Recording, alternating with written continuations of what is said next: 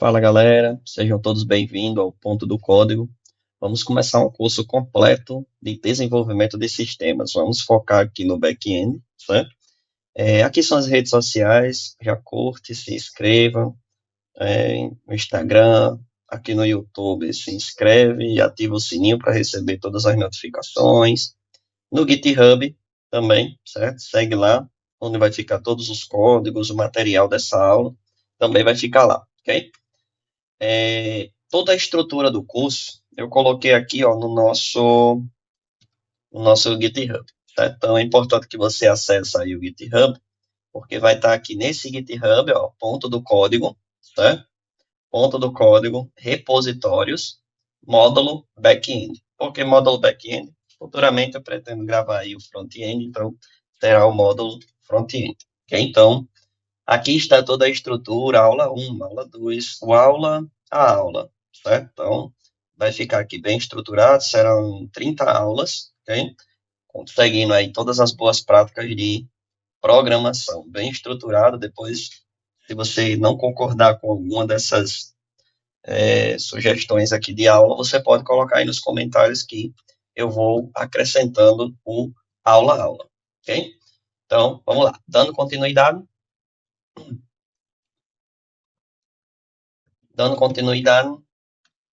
a gente tem aqui, eu dar um zoom aqui, pronto. Dando continuidade, então, a gente tem as tecnologias envolvidas no desenvolvimento back-end. Então, em JavaScript, nós temos aí o Express, o Nest, o Happy. Para Python, a gente tem o Django, o Flask, o Fast API. PHP, a gente tem o Laravel, CodeIgnite, Symfony. Em Java, a gente tem Spring Boot, Kotlin, Ruby para Ruby on Rails, Rust, C Sharp, com .NET Framework, C++, Dart com Flutter. Então, a gente tem diversas tecnologias aí envolvidas no back-end. Primeira coisa que vocês vão precisar fazer é abre aí o CMD, ok? Abra aí o prompt de comandos e vocês precisam executar esse comando aqui, ó, node menos menos version, ok? Visualizem aí qual é a versão que vocês têm do Node. Se ainda não tiver, você vai pesquisar aqui, ó, Node.js, ok? Você vai pesquisar em Node.js e vai acessar esse site aqui, ó, nodejs.org, e vai fazer o download para o seu sistema operacional, seja Linux, macOS, ok? Então, faz o download dessa ferramenta aí, desse runtime. Ele não é um framework, tá? A galera às vezes confunde, né? A galera às vezes confunde e acha que ele é um framework. Não, ele não é um framework, ele é um runtime, ou seja, é um ambiente de execução. No navegador, por exemplo, a gente tem o motor V8 do Google, que faz essa execução. Quando eu quero programar, certo, no lado back-end e não abrir um navegador, por exemplo, aí eu preciso do Node instalado para que eu consiga fazer a execução desse meu código. Então, ele não é um framework, ele é um runtime, ok? Permite executar o código JavaScript no back-end, ou seja, fora do navegador. Por exemplo, aqui eu estou no navegador. Quem está fazendo essa compilar, esse transpilar de código é o motor V8, que é do Google. Ah, professor, então quem é os outros motores dos outros navegadores? Cada navegador tem o seu, certo? Então, o Safari tem, o Mozilla Firefox tem o dele, então cada um tem o seu motor por baixo dos panos que faz essa compilação de código script, ok? E aí a gente entra no conceito de API, Application Program Interface, ou interface de programação de aplicações. Uma API, ó, é uma interface de programação de aplicação, é um conjunto de regras que permite a comunicação entre sistemas diferentes. Ela define como programas podem solicitar e trocar dados de forma padronizada, facilitando a integração entre aplicativos e serviços e dispositivos. Eu gosto de trazer essa imagem aqui como exemplo, lá do Postman, bem explicadinho, né? Vamos lá. Aqui, imagine que é um cliente que chega no restaurante. Esse é o garçom e aqui é o cozinheiro, certo? Então, quando você chega no no restaurante, você é o cliente, certo? Ou seja, ou é no aplicativo, ou no desktop, ou no tablet, você solicita, você requisita o request, você requisita algo a uma API, ao garçom. O garçom vai até o cozinheiro e diz, olha, a gente tem um hambúrguer de bode. Aí ele vai lá e verifica. Se tiver, ele retorna, o servidor retorna essa resposta para cá, em forma de resposta para a API, e a API retorna aqui para o cliente. Ou seja, essa comunicação de API segue sempre esse fluxo, né? É uma requisição ao servidor, certo? A API requisita algo ao servidor e o servidor retorna uma resposta. Existem os códigos de status para cada informação. Ou seja, quando eu faço uma requisição ao servidor, existe um código de resposta. Foi sucesso? É, existe? Não existe? O servidor caiu? Aconteceu alguma coisa? Ele tem que dar uma resposta para o meu cliente. Exemplo, você chega no restaurante e pede um, um hambúrguer, e se a pessoa diz assim, eu não tenho, ou seja, ele está dando uma resposta para você sobre algo, né? Então, imagine se você pedisse e ficasse sem uma resposta. Você não ia gostar, né? Então, o mesmo acontece aqui no API. Ou seja, ele requisita algo e ele dá uma resposta. E essas respostas, ela vem por meio de códigos de status. Se a gente digitar aqui, ó, no Google, status code HTTP, certo?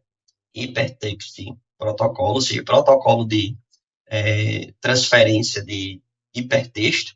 E aí a gente cai nessa página aqui, ó, que a gente tem documentadozinho aqui o que é cada coisa. De 100 a 199 são respostas de informação, assim como está aqui no material, informativo. De 200 a 299 é de sucesso, de 300 a 399 de redirecionamento, de 400 a 499 erro do cliente, e de 500 a 599 é erro do servidor. Então, para cada erro, tem aqui a sua resposta. Por exemplo, a resposta de sucesso, se eu pedir algo ao servidor e foi tudo bem sucedido, ele vai dar uma resposta de 200. Se eu estou criando algo no servidor, 201. Ou seja, tem código para tudo isso. Professor, e onde é que isso fica aqui no navegador? Eu vou mostrar bem rápido. Ó. Se a gente vier aqui em inspecionar, eu venho aqui ó, em rede, network, ou rede, certo? Vou atualizar a página. Ó, a página ó, que eu estou é essa daqui, ó, de status. Okay? Cliquei na página de status, olha o que ele me mostrou aqui. Ó. Ele me mostrou uma resposta de sucesso, 200, ok. Ele me mostrou o endereço remoto, ok. Me mostrou qual é a URL que está sendo requisitada e aqui a resposta. Então, eu tenho aqui também, esse é o cabeçalho, né? O cabeçalho já tem essa resposta, mas se eu vier aqui em response, ele vai me retornar o HTML, no caso aí, o que está sendo retornado nessa página, certo? Então, tudo se resume a uma requisição ao servidor e ele dá uma resposta. E na resposta ele pode trazer os dados que tem lá no servidor, um HTML, um JSON, um PDF ou qualquer outra coisa que você tenha lá nesse servidor, ok? E foi um GET, ou seja, eu estou pegando os dados do servidor, ok? Então, voltando aqui para o material, a gente tem agora todas as mensagens de informação, os códigos HTTP que podem acontecer em uma requisição a um servidor. Os métodos HTTP se resumem aí a alguns, eu trouxe aqui os principais, os que são mais utilizados.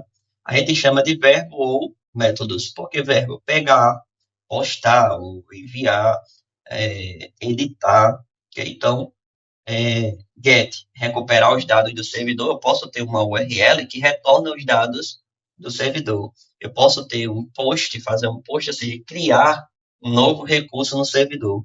Eu posso ter um put, ou seja, só atualizar aquilo que eu tenho no servidor. Eu posso ter um patch, ele vai atualizar parcialmente os dados, ou seja, se eu não quiser editar o put, ele atualiza tudo. Certo? Enquanto que o patch, ele atualiza por partes. Eu tenho o delete, que vai remover aí um recurso no servidor, ou seja, eu quero remover o usuário com ID 1. Okay? Tem o options também, né? Retorna os métodos HTTP suportado para um recurso.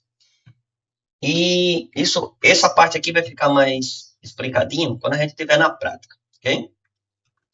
Aqui eu tenho um exemplo completo de uma requisição. Ou seja, eu tenho aqui a primeira linha representa a URL, ou seja, onde eu estou, ok? O que eu estou fazendo. Eu tenho o host, ou seja, que é a minha URL, onde eu estou acessando. Aqui é o caminho, o path, né? Com o protocolo e a versão do protocolo.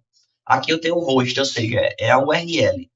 Vou levar aqui vocês para a página lá do Google para mostrar para vocês onde é que isso fica. Ó.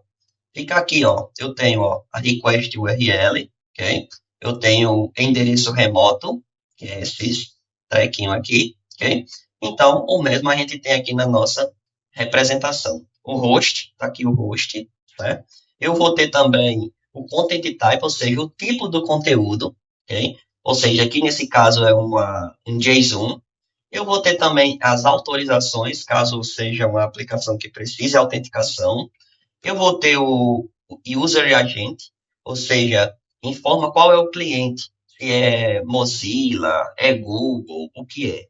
Eu tenho o tamanho, ok? O tamanho dessa minha requisição, ou seja, o tamanho desses dados aqui é 56, ou seja, o tamanho do conteúdo. Contando com essas chaves, a gente for contar aqui, é para dar 56 de tamanho. Okay? E eu tenho o corpo, o body, a gente chama isso de body, ou seja, o corpo da minha requisição.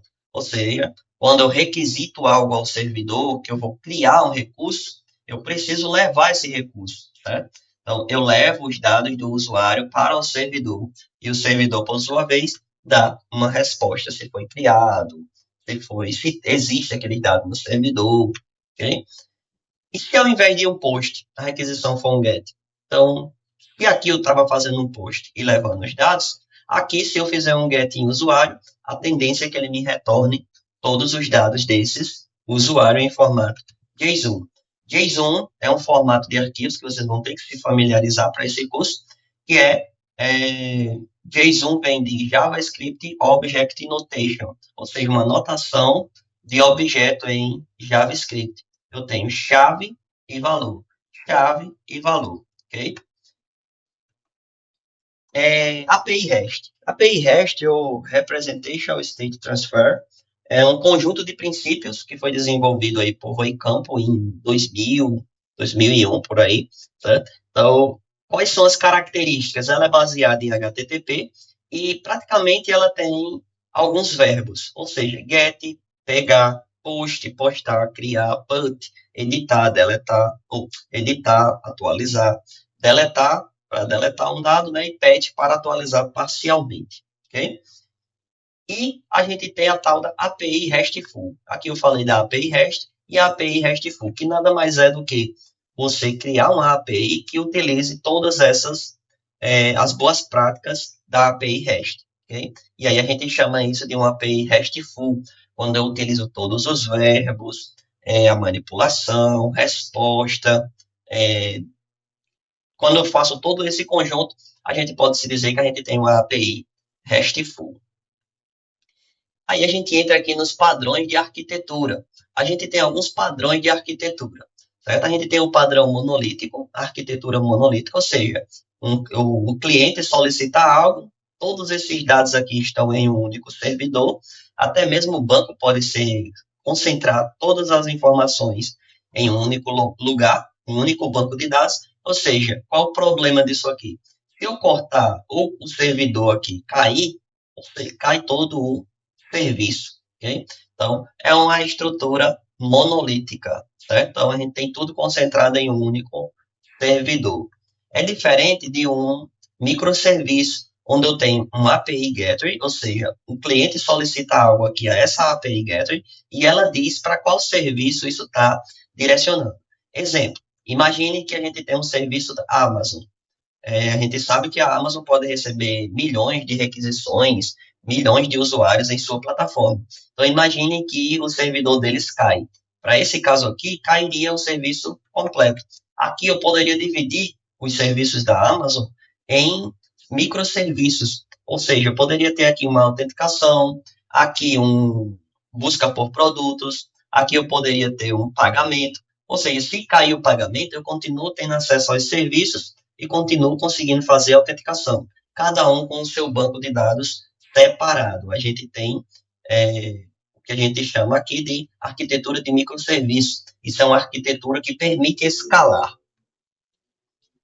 E aí a gente entra na parte de mão na massa. Na próxima aula a gente começa com o Express, preparando o ambiente, organizando todo o nosso VS Code para começar a criar a nossa API. Valeu, galera. Curte, se inscreve no canal, ativa o sininho para receber todas as notificações. E valeu!